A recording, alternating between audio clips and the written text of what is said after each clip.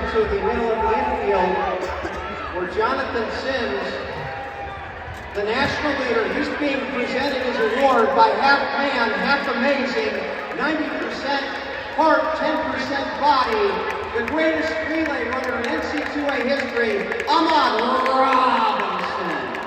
Congratulations, Jonathan Sims.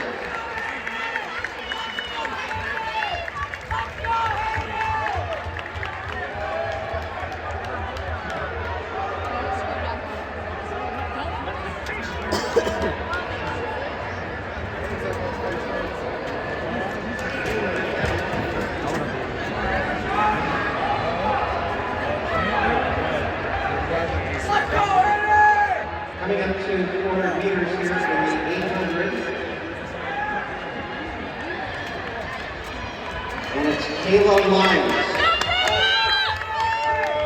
Lyons passing 401, 0357.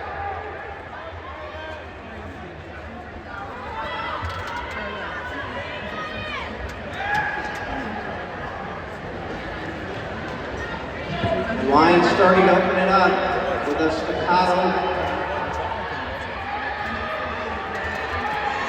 stride.